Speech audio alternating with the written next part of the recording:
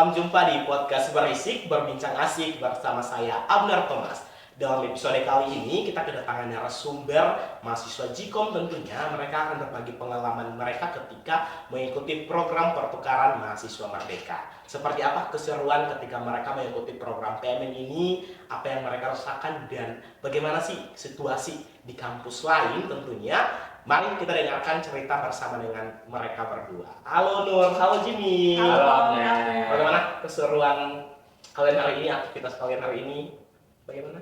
Lancar. Nur, puasa lancar? Alhamdulillah lancar. Oke, mungkin sebelum kita tanya-tanya lebih lanjut, kita punya kurang lebih 50 pertanyaan hari ini. Waduh, banyak sekali ya. Iya, Cukup tapi maju dong.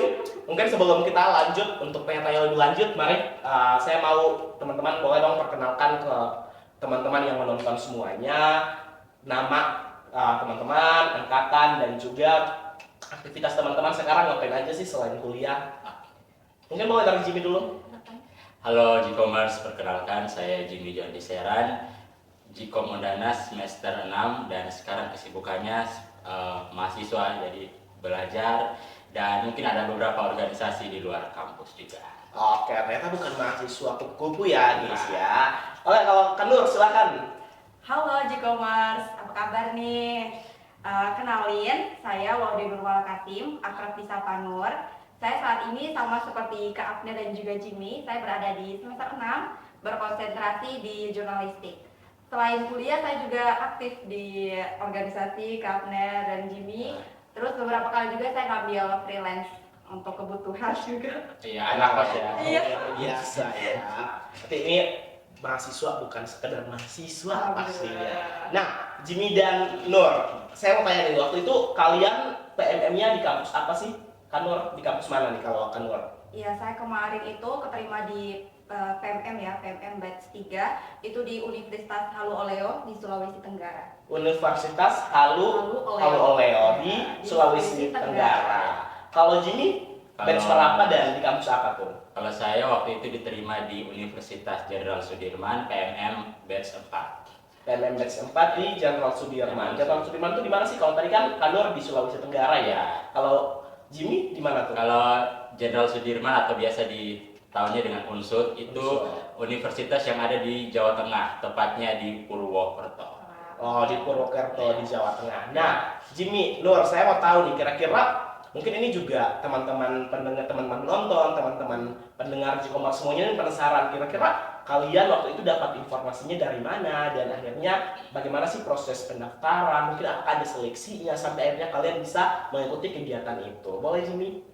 Kalau dari saya waktu itu tahu informasinya itu waktu awal pertama kali masuk nih Abner. Waktu itu pada saat PPKMB disosialisasiin sama kakak-kakak angkatan yang sudah ikut program ini. Jadi waktu itu pas semester 1 langsung sudah tertarik banget nih sama kegiatan ini dan pas semester 3 tuh coba daftar tapi maksud saya pada saat batch 3 itu buka pada saat saya semester 2 waktu itu ya. Jadi waktu itu gagal, ditolak dan akhirnya coba lagi tuh di batch 4. Oke, lalu proses seleksinya apakah ada proses seleksi Kanur mungkin apa persyaratannya dan mungkin apakah ada tes-tes semacam seperti itu? Iya, kalau untuk seleksi itu kita apa ya? Ke nilai juga, ya harus 3,5 ya ke atas. IPK-nya 3,5 ke atas. Terus juga itu tidak boleh kayak misalnya gini, misalnya Abner orang Bali, Abner tidak boleh ngambil univ yang dari Bali juga gitu. Jadi harus di luar provinsi, di luar identitas di KTP. Di luar identitas KTP. Betul. Terus juga ada seleksi kayak ujian FC kebinekaan. Iya itu. Ujian kebinekaan. Jadi pasti ada. Lalu kalau persyaratan berkas-berkasnya apa sih kayak KTP, mungkin kartu identitas dan apa lagi nih?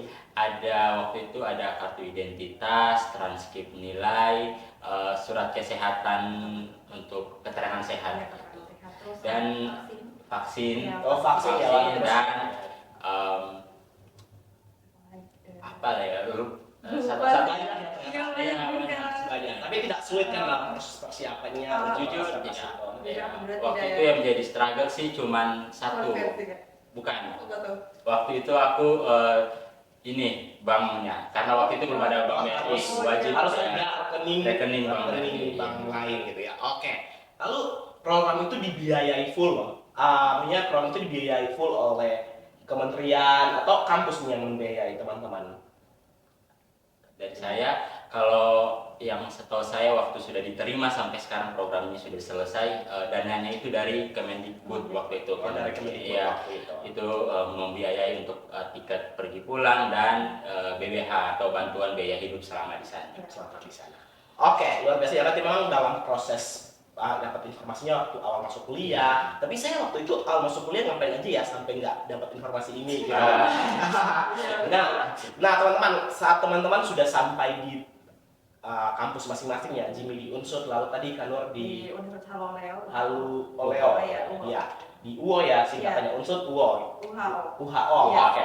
Saat teman-teman sudah sampai di sana, kira-kira apa yang teman-teman rasakan secara perbedaannya? Mungkin perbedaan mahasiswanya, perbedaan dosennya, lalu perbedaan gaya belajar, gaya kuliah di sana itu seperti apa? Kanur mau? Oke, pas awal masuk itu kan mungkin karena kita masih sama-sama orang timur ya, dari NTT ke Sulawesi gitu. Jadi perbedaannya tuh mungkin lebih ke beradaptasinya tuh agak pertama yang awal-awal, minggu-minggu awal sama bulan-bulan pertama itu ngerasa kayak harus beradaptasi, harus survive lagi gitu. Karena ternyata orang-orang sana tuh walaupun kita sama-sama timur, tapi ada beberapa hal yang kayaknya saya belum bisa gitu, belum bisa terima, kayak kok orang-orang mukanya jutek ya gitu. Ada culture shock ya. Culture shock-nya gitu. Terus tapi kalau untuk di lingkungan kampus, alhamdulillahnya di sana tuh orang-orangnya sangat welcome sih sama anak-anak PMM, karena mereka juga tahu kalau oh ini anak-anak yang dari luar kampus mereka, jadi mereka sangat welcome gitu. Untuk dosen, alhamdulillah kemarin walaupun kemarin kan saya ngambilnya di dua kampus ya, otomatis di Undana sama di UHO. Terus di dosen di sana saya ngambilnya 3 prodi, ilmu komunikasi, jurnalistik sama sosiologi. Itu semuanya yang tiga jurusan 3 prodi itu alhamdulillah dosennya sangat-sangat yang humble, sangat baik menerima kami gitu. Jadi tidak ada tantangan atau culture shock yang buat saya kayak khawatir gitu, tidak terlalu. Tidak banyak ya. Iya, betul. Kalau Jimmy mungkin dari kan tadi kamu udah kasih tahu tuh mahasiswanya welcome. Kalau mungkin dari Jimmy, apakah dosen-dosen di sana sama dosen-dosen Jikom seru-seruan nggak sih? Kayak dosen di sana tuh seseru dosen Jikom Undana tidak sih teman-teman? Soalnya dosen-dosen Jikom Undana tuh sangat-sangat seru sih. Jadi apakah dosen-dosen di sana tuh di Unsur tuh sama seseru dosen-dosen Undana atau tidak? Lalu mungkin gaya belajar di sana tuh gimana? Oke.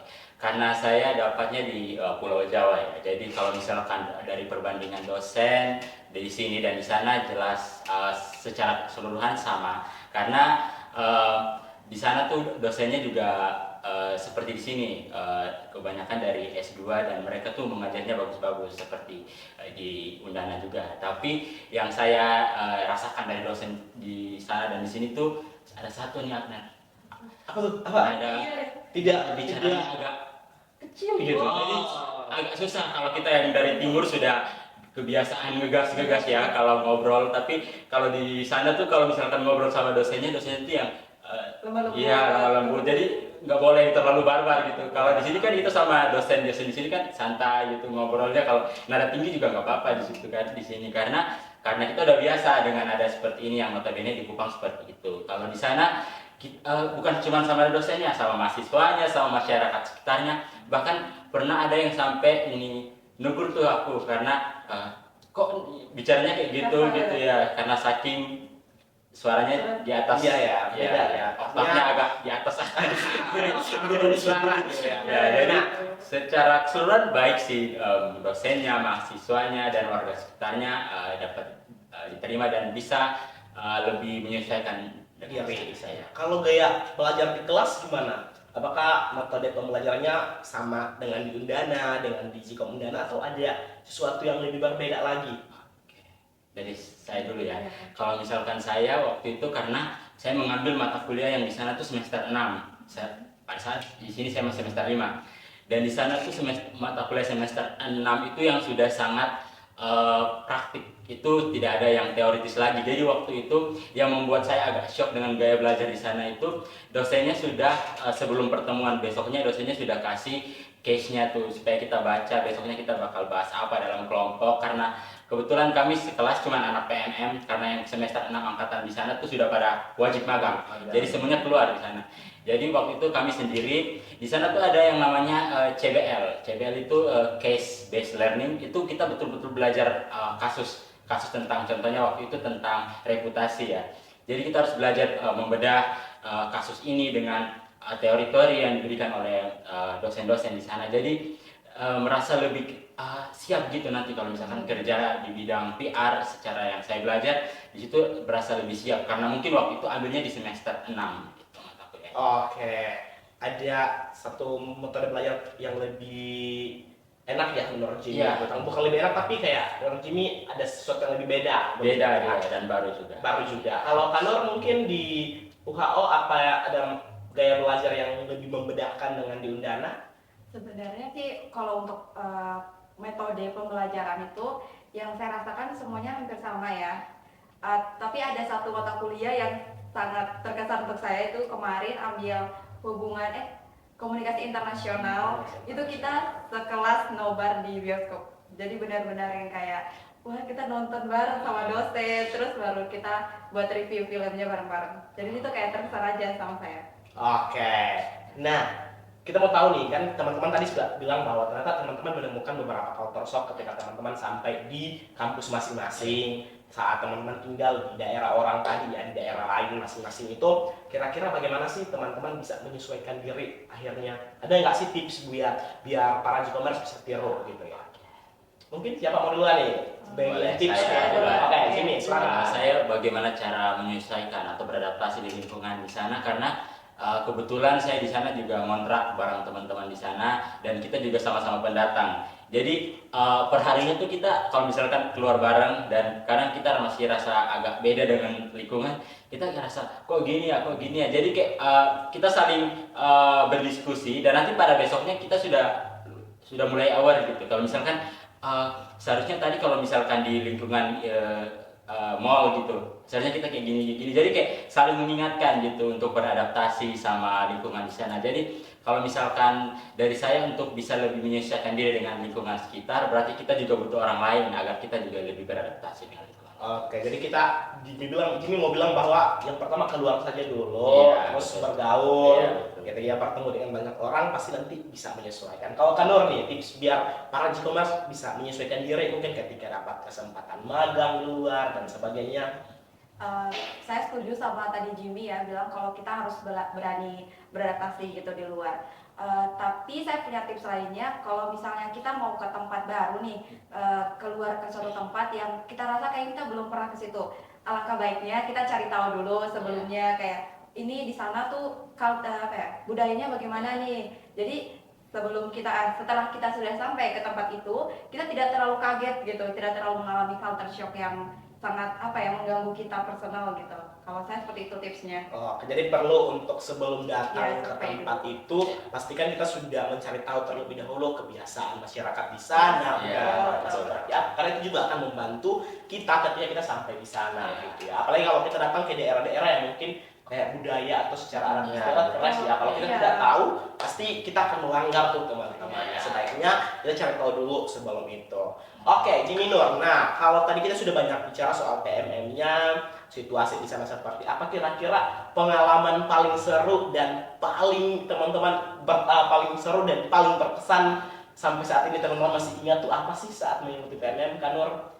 Kalau saya itu kemarin mungkin yang bulan-bulan terakhir ya, kita ada perjalanan modul Nusantara terakhir, kita ke Bau-Bau namanya, sama tempat itu ke Mesir Sulawesi juga. Itu menurut saya sangat terkesan karena kita sangat langsung berdampak ke masyarakat. Jadi kita ada yang kayak namanya pembersihan lingkungan gitu ya, kayak kumpul-kumpul sampah, terus ada ngajarin anak SD gitu. Jadi saya langsung ngerasa bahwa oh ternyata kita tuh bukan cuma hanya bertukar sementara lalu lupa gitu, ternyata tidak gitu. Ternyata kita harus punya dampak dampak nyatanya gitu. Jadi dengan adanya PMM ini itu saya rasa manfaat yang sampai sekarang terkesan menurut saya kayak 3 hari saja itu tidak cukup menurut saya untuk berdampak secara langsung gitu. Wah, berarti ada istilahnya pengabdian masyarakat Iya, ya, betul. kegiatan Kalau pengabdian masyarakat. Kalau Jimmy? Betul seperti yang Kanur bilang tadi, itu namanya kegiatan kontribusi sosial ya. Oh, kontribusi sosial. Iya, Kontribusi betul. sosial. Kalau ditanya pengalaman yang paling berkesan di sana, saya bisa berani bilang semua di sana berkesan. Iya, Wah, betul. Kan kalau misalkan dengan PMM nih guys. iya, dari antara berkesan dan paling berkesan ada satu nih, yaitu waktu kita modulnya ke luar kota, yaitu ke Semarang. Karena waktu itu kita ke Semarang, satu batch itu sekitar 170-an orang, dan kita bareng-bareng ke Semarang pakai bus, terus nginap di tempat yang sama, terus transit lagi, nginap lagi di tempat yang sama, tidur di bus, dan kegiatan perjalanan di Semarang dan kegiatan itu kayaknya tidak bakal terlupakan, ya terulangi lagi, karena kapan lagi kita bisa jalan bareng teman-teman yang dari luar pulau disatukan di satu pulau terus bersama-sama selama beberapa bulan. Itu kayaknya salah satu momen yang sangat langka dan susah ya kalau misalkan diulangi lagi gitu. Wah, luar biasa. Ini saya kayak pengen PMM ya, tapi udah semester 6 soalnya gitu. Nah, Jimmy dan Nur, mungkin ketika teman-teman ada yang mengikuti PMM di sana, selain tadi cerita-cerita menarik yang sudah teman-teman sampaikan, ada nggak sih cerita-cerita yang tidak menarik? Gitu. Oh iya. Nggak ada ya? Apa ada Nur? Cerita yang mungkin menakutkan atau yang agak ya tidak mengenakan, ada nggak sih? Kalau bagaimanapun suatu hal itu ada baiknya, ada baiknya pula. Dan kalau selama saya di sana ada beberapa. Contohnya kalau ini kembali ke poin yang tadi, kalau misalkan kita ke tempat orang, kita juga harus briefing diri kita sendiri nih, kira-kira apa diri seperti apa yang harus kita bawa ke sana. Contohnya waktu itu kita melakukan kontribusi sosial ke satu daerah di Purwokerto. Itu terkenal dengan daerah yang apa ya, kalau itu bisa dibilang daerah yang tertinggal, karena itu tempat-tempat di mana para pengamen, para PSK itu tinggal di situ, dan mereka tuh kita melakukan kontribusi sosial di sana. Jadi di sana tuh sama dosen modul kita sudah di briefing kalau di sana tuh mereka tuh ada anak, tapi sorry to say itu bapaknya tidak ada begitu. Jadi seperti itu karena kebiasaan mereka. Tapi di sana tuh kita sudah dikasih tahu kita harus berbuat seperti apa, tidak boleh ada gap di antara kita walaupun mereka tuh datang dari latar belakang seperti itu membuat pada akhirnya saya tantangan untuk kita harus menyesuaikan. Bahkan materi yang kita siap untuk belajar bersama-sama dengan mereka belum tentu nyambung juga, karena mereka notabene ada yang tidak sekolah, ada yang putus sekolah, seperti itu. Oke, kalau Kanur apa aja? Terima kasih Abner ya. Kalau saya itu awal-awal, jadi ternyata di sana itu kemarin tuh waktu itu ada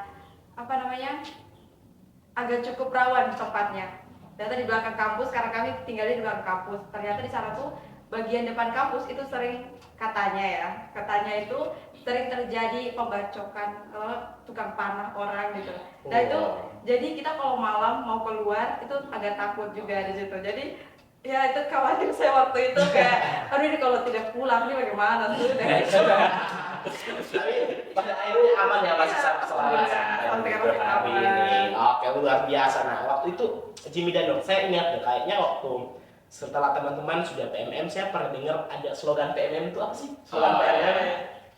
Boki boleh sama-sama ya. Oh, boleh sama-sama. Tapi ya biar kita bertiga sama-sama gitu. Apa sih slogannya? Bertukar sementara, bermakna selamanya. Gerakannya gimana? Bertukar sementara, bermakna selamanya. Kita coba kayak G-Commerce, ada teriakannya dulu nggak? Ada. Oke, ini pandu ya. Ya. PMM 4 bertukar sementara, bermakna selamanya. Oke, luar biasa kalian lihat slogannya. Nah, mungkin di sesi yang paling terakhir ini kita sudah banyak bercerita bersama dengan Jimmy dan Nur berkaitan dengan pengalaman mereka saat mereka mengikuti PMM, dan mungkin di sesi tepat di paling terakhir ini, di sesi yang terakhir kita mau dengar nih closing statement dari Jimmy dan Nur. Mungkin boleh dong berikan tips, saran buat teman-teman semua, mahasiswa semua yang menonton G-Commerce Sehingga kalau mungkin G-commerce semua ini ketika mungkin sekarang nggak ada PNM ya, tapi Iya, mungkin ke betul. depan Ada ada program-program pertukaran ataupun program-program magang keluar daerah, Ya. mereka berani untuk mencoba dan bisa menyesuaikan diri ketika berada di sana. Silakan. Ya, oke. Kalau dari saya, kalau sini statementnya, teman-teman, kalau misalkan kita keluar dari daerah kita, perlu untuk kita menyesuaikan dengan tempat yang kita tuju. Kalau misalkan seperti saya juga harus menyesuaikan dengan kebiasaan, adat istiadat, dan budaya yang ada di sana, tanpa mencoreng nama baik kita yang ada di sini. Gitu. Jadi kita harus benar-benar menunjukkan bahwa orang NTT itu begini, tanpa meninggalkan kesan buruk di tempat yang kita kunjungi nanti. Seperti itu. Oke, terima kasih Jimmy. Kak Nur, silakan. Kalau closing statement dari saya sendiri, saya mau mengajak ke teman-teman G-commerce untuk berani mengambil resiko ketika kita sedang kuliah. Jadi jangan mau hanya termakan oleh teman-teman yang lain, tapi kita sendiri harus punya pegangan sendiri dalam diri. Jadi kita mempunyai itu untuk bekal kita sendiri. Jangan takut mengambil resiko. Kuliah itu harus ada kuliah itu harus niat ya. Kuliah harus niat, harus berani keluar dari zona nyaman, tidak boleh takut dengan omongan orang. Jadi kita kuliah harus punya target ya. Jadi kalau misalnya kalian lihat ini, kalian baru lolos SNBP, kalian mau baru masuk ke Gcom, pokoknya kalian sudah punya target kayak semester 1 ngapain, semester 2 ngapain, sampai semester berikutnya. Jadi jangan pernah takut mengambil resiko. Oke, dan pastinya berani untuk mencoba hal-hal baru. Jadi berani untuk keluar dari mencoba hal baru. Mungkin kalau ada program PNM di luar, program di luar, harus berani mencobanya. Oke, terima kasih Jimmy dan Nur untuk kesempatan hari ini. Semoga cerita-cerita menarik dari kalian berdua bisa menginspirasi saya dan teman-teman yang menonton, yang mendengar semuanya. Nah, teman-teman semua, sekian edisi podcast kita kali ini. Terima kasih yang sudah menonton. Jangan lupa like, comment, share, dan subscribe channel YouTube Ilmu Komunikasi supaya teman-teman tidak ketinggalan episode podcast berikutnya. Saya Abner Thomas, terima kasih dan sampai jumpa.